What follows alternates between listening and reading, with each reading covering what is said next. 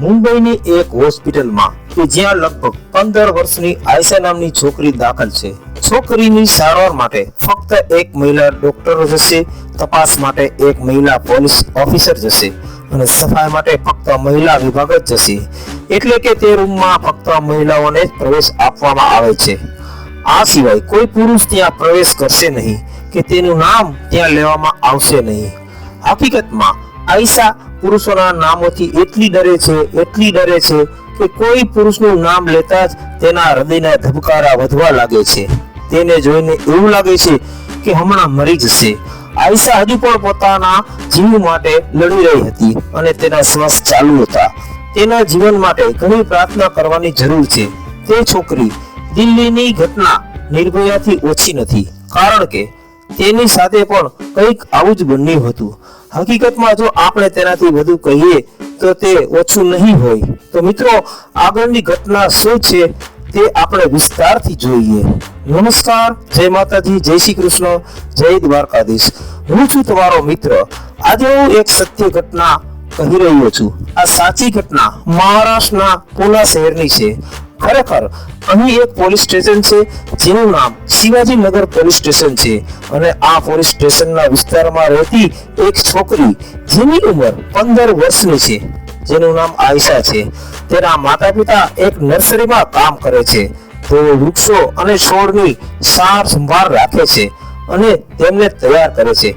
આ ઘટના 31 ઓગસ્ટના રોજ રાત્રે 10 વાગ્યાની આસપાસ બની હતી. આયશા તેના એક મિત્ર કરણને મળવા પુના રેલવે સ્ટેશન પહોંચે છે અને ત્યાં તે છોકરી રાહ જોઈ રહી હતી.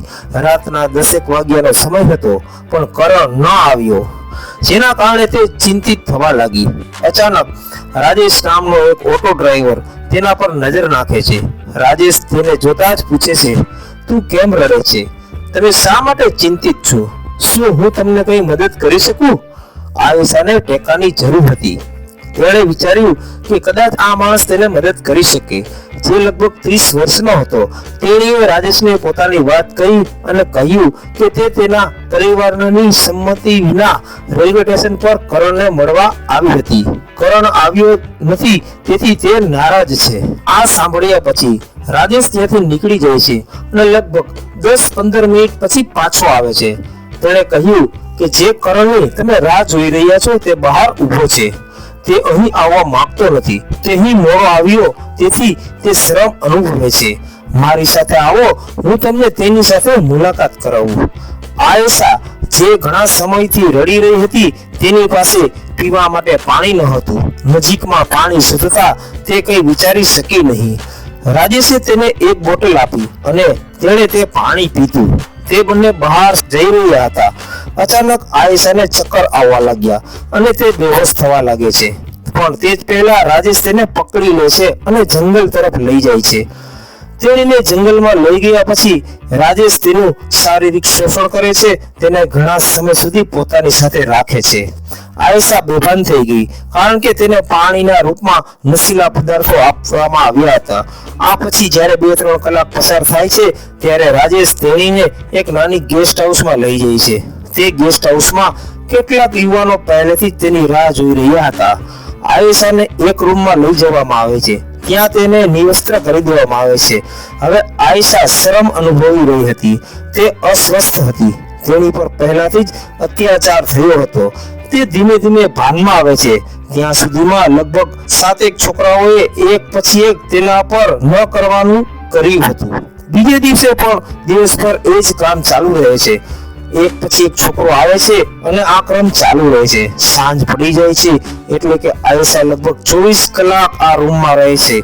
તેના પર 24 કલાક વારંવાર આ બધું થાય છે. તે ભૂખ અને તરસથી પીડાતી રહે છે. ઘણીવાર તે કહે છે, મને ખાવા માટે કંઈક આપો, પીવા માટે પાણી આપો, પણ કોઈ તેની વિનંતી સાંભળતું નથી. તેની ચીસનો અવાજ તે રૂમની બહાર જઈ શકતો ન હતો. એવું પણ કહેવામાં આવી રહ્યું છે કે આયશાને વારંવાર નશાકારક ઇન્જેક્શન પણ આપવામાં આવી રહ્યા હતા, જેથી તે અવાજ ન કરી શકે. આ દરમિયાન આયશા વારંવાર વિનંતી કરતી રહી, માફી માંગતી રહી, તેને બચાવવા માટે વિનંતી કરતી રહી. આ 7 છોકરાઓમાંથી એકને તેના પર દયા આવે છે અને તે આયેશાને મુંબઈના દાદર રેલવે સ્ટેશન લઈ જાય છે અને ત્યાં છોડી દે છે. હવે આ આરોપીઓ ફરાર થઈ ગયા હતા. તેણે વિચાર્યું કે કદાચ આયેશા જતી રહેશે. દાદર રેલવે સ્ટેશને પહોંચ્યા પછી બે સફાઈ કામદારો તેની હાલત જોઈને તેના પર ના કરવાનું કરે છે. એટલે કે આ સફાઈ કામદારોએ પણ તેની સાથે આ જ ઘટનાનો અંજામ આપ્યો. દાદર રેલવે સ્ટેશનના સફાઈ કર્મચારીઓએ તેને લાંબા સમય સુધી પોતાની સાથે રાખી અને પછી તેને ઉત્તર તરફ જતી ટ્રેનમાં બેસાડી દીધી. ઘણા કિલોમીટરોની મુસાફરી કર્યા પછી આયેશા ચંદીગઢ પહોંચે છે. તે ડોરીનો એક ખૂણામાં બેઠી છે. આ દરમિયાન કોણ જાણે કેટલા લોકો આવે છે અને જાય છે, પણ કોઈ તેનું નોંધ લેતું નથી. તે ઘણી મુશ્કેલીમાંથી પસાર થઈ રહી હતી, પણ કોઈને તેની મુશ્કેલી જોઈ શકતું ન હતું. કોઈએ એ જાણવાનો પ્રયાસ કર્યો નહીં કે 48 કલાકથી વધુ પણ સમય સુધી 7 પુરુષો અને 2 સફાઈ કામદારોએ તેના પર અત્યાચાર ગુજાર્યો હતો. તેની સાથે આટલી ક્રૂરતા કરવામાં આવી હતી, છતાં કોઈ તેના પર ધ્યાન આપતું ન હતું. જ્યારે ચંદીગઢ ટ્રેન ઊભી હતી ત્યારે એક જીઆરપી પોલીસમેન ઇન્સ્પેક્ટર ત્યાંથી પસાર થઈ રહ્યા હતા. અચાનક આયેશાને જોઈને તે ક્ષણભરમાં જ બધું સમજી જાય છે કે કંઈક ખોટું થયું લાગે છે. એ તેને કહે છે, તું નારાજ છે, શું હું તને કંઈક મદદ કરી શકું? પણ પુરુષોનો ઉલ્લેખ સાંભળીને આયેશા ડરી ગઈ અને ગભરાઈ ગઈ. યુનિફોર્મમાં એક માણસ પણ હતો. તેણીને લાગ્યું કે તે પણ તેણીને લઈ જશે અને કંઈક ખોટું કરશે. આયેશા ચંદીગઢ ઉતરે છે કારણ કે તે ટ્રેનનું છેલ્લું સ્ટેશન ચંદીગઢ હતું. હવે તે રેલવે સ્ટેશન પર એક જગ્યાએ બેઠી હતી, ડરી ગઈ હતી. પણ ઇન્સ્પેક્ટર ખૂબ જ સારા વ્યક્તિ હતા. તેણીએ બાળ કલ્યાણ સમિતિનો સંપર્ક કર્યો. ત્યાંના મહિલા અધિકારી શ્રીમતી વર્મા તરત જ ઘટના સ્થળે પહોંચી ગયા. તેણીએ આયેશાને ખવડાવ્યું, તેને પોતાની બાજુમાં બેસાડી અને કલાકો સુધી તેને સ્નેહ અને લાડ લડાવતા રહ્યા. માતાની ભૂમિકામાં શ્રીમતી વર્માએ થોડા કલાકોમાં તેમનું દિલ જીતી લીધું. દિલ જીત્યા પછી આયેશાએ પોતાની બધી વાતો કહી. જ્યારે તેણે ઘરેથી નીકળવાથી લઈને ચંદીગઢ પહોંચ્યા સુધીની દરેક વિગતો જણાવી ત્યારે શ્રીમતી વર્મા ખૂબ જ રડવા લાગી. રડવાથી ઇન્સ્પેક્ટર શર્મા પણ ગુસ્સે થઈ ગયા. આ વાત રડવા જેવી હતી. જો કોઈ દીકરી કે બહેન સાથે આવી ભયાનક ઘટના બને તો કદાચ આંસુ સિવાય કંઈ જ નહીં નીકળે. જે કંઈ બહાર આવશે તે આવા નરાધમોના સાપ હશે અને કાયદા દ્વારા કડક કાર્યવાહીની માંગણી હશે. બીજી બાજુ જ્યારે આયેશા અચાનક તેના ઘરેથી ગાયબ થઈ જાય છે ત્યારે તેના માતા પિતા જેઓ શિક્ષિત ન હતા અને શિવાજીનગર પોલીસ સ્ટેશન જાય છે અને તેના ગુમ થવાની ફરિયાદ નોંધાવે છે. પોલીસે નજીકના લોકોની પૂછપરછ કરી અને ધીમે ધીમે તેના વિશે જાણવાનો પ્રયાસ કર્યો. આયેશાનો મોબાઈલ નંબર ટ્રેસ કરવામાં આવ્યો. તે વિસ્તારના બધા સીસીટીવી કેમેરા સ્કેન કરવામાં આવ્યા, પણ કંઈ મળ્યું નહીં. પછી જ્યારે ચંદીગઢ પોલીસનો સંપર્ક કરવામાં આવે છે ત્યારે આયેશાને વિમાન દ્વારા મુંબઈ લાવવામાં આવે છે અને સનશાઇન હોસ્પિટલમાં દાખલ કરવામાં આવે છે. ત્યાંનો બધો સ્ટાફ સંપૂર્ણ મહિલા સ્ટાફ છે. તે આયેશાની દરેક જરૂરિયાત પૂરી કરવામાં વ્યસ્ત છે કારણ કે તેને પુરુષોના નામથી ડર લાગે છે. ત્યારબાદ પોલીસે આ મામલાની તપાસ શરૂ કરી. 100 થી વધુ સીસીટીવી કેમેરા સ્કેન કરવામાં આવ્યા હતા.